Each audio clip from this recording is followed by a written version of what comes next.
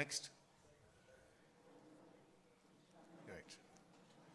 So Kaleshwaram storage capacity Medigadda 16, Annaram 10, Sundilla 8. So అన్నీ కలిపి 141 టీఎంసీల సామర్థ్యం కాళేశ్వరం ప్రాజెక్టులో ఉంది. అయితే ఇక్కడ కూడా ఇంకా ముందు ఎక్స్ప్లెయిన్ చేస్తా. అయితే మన తెలంగాణ రాష్ట్రంలో మనకున్న ఒకే ఒక్క పెద్ద రిజర్వాయరు ఎస్ఆర్ఎస్పి. యాక్చువల్గా ఎస్ఆర్ఎస్పి తప్ప మనకు మేజర్గా స్టోరేజ్ కెపాసిటీ లేదు. ఉమ్మడి ఆంధ్రప్రదేశ్లో తెలంగాణలో కట్టిన కల్వకుర్తి కానీ, నెట్టంపాడు కానీ, భీమా కానీ, కోయిల్ సాగర్ కానీ ఏ ప్రాజెక్టులు కూడా రిజర్వాయర్లు కట్టలేదు. కానీ కేసీఆర్ గారు ముందు చూపుతోని ఇంత బ్రహ్మాండంగా 141 టీఎంసీల రిజర్వాయర్లను మరి పెద్ద ఎత్తున 16 రిజర్వాయర్లను రూపకల్పన చేసి వీటన్నిటి కూడా నిర్మించాం. కొంతమంది అంటుంటారు కాళేశ్వరం ప్రాజెక్ట్ కాస్ట్ పెరిగింది. అంతకుముందు వాళ్ళు పెట్టిన ప్రాణహిత చేవెళ్లలో 141 కాదు, కేవలం 11 టీఎంసీల సామర్థ్యం మాత్రమే ఉండేది. మరి మల్లన్న సాగర్ లాంటి రిజర్వాయర్ 50 టీఎంసీల రిజర్వాయర్ కడితే అక్కడ 13,000 ఎకరాల భూసేకరణ చేసినాం. దాదాపు 8 గ్రామాలకు R&R కాలనీ చేసినాం.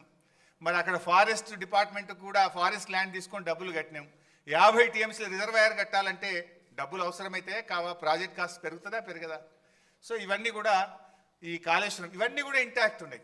All are working. మేడిగడ్డ ఈ నుంచి మొదలుకుంటే ఈ మల్లన్న సాగర్, కొండపోచమ్మ సాగర్, రంగనాయక సాగర్, అనంతగిరి, మలకపేట, మేడారం, అదేవిధంగా గంధమల్లాక్ ఇవన్నీ కూడా ఇంటాక్ట్గా ఈరోజు రిజర్వాయర్లు వాడకంలో ఉన్నాయి. ఇవన్నీ కూడా. నెక్స్ట్.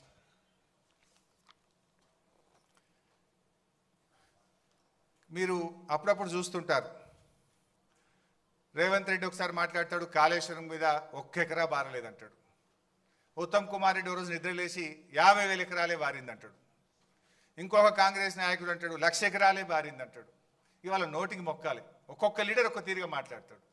ఇది నేను చెప్తున్నది కాదు. Source submission of irrigation engineers report to the newly formed Congress government. కొత్తగా రాష్ట్రంలో ఏర్పాటైన కాంగ్రెస్ ప్రభుత్వానికి వీళ్ళు కాళేశ్వరం రివ్యూకు పోతే ఇరిగేషన్ డిపార్ట్మెంట్ ఇచ్చిన ప్రజెంటేషన్ కాపీ, ఇది నా సొంత కవిత్వం కాదు, డిపార్ట్మెంటు కాంగ్రెస్ ప్రభుత్వానికి ఇచ్చిన ప్రజెంటేషన్. కాళేశ్వరం ద్వారా అప్పటికి 98,570 ఎకరాలు ఆయకట్టని, ఇది డైరెక్ట్ కాలువల ద్వారా. అదేవిధంగా కాలువల ద్వారా నింపిన 456 చెరువులను నింపడం ద్వారా 40,000 ఎకరాల ఆయకట్టు.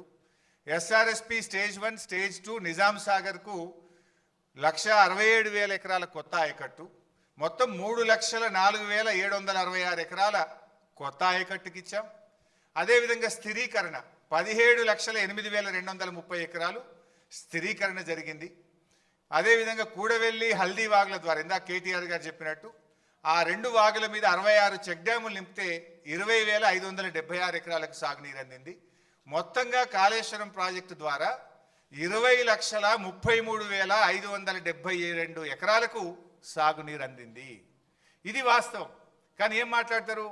1 ఎకరా బారలేదని ఒకడంటాడు, 50,000 ఎకరాలు బారిందని ఒకడంటాడు, 1,00,000 ఎకరాలు బారిందని ఒకడంటాడు.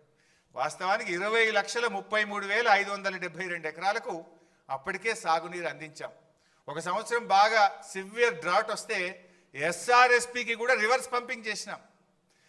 మిడ్ మానేర్ నుంచి ఎల్ఎండికి నీళ్లు తెచ్చి ఎల్ఎండి ద్వారా ఎస్ఆర్ఎస్పి స్టేజ్ 1కు, స్టేజ్ 2లో తుంగతుర్తి, సూర్యాపేట, కోదాడ దాకా కూడా కాళేశ్వరం నీళ్లు పంపించి పంటలు కాపాడింది కేసీఆర్ గారి ప్రభుత్వం.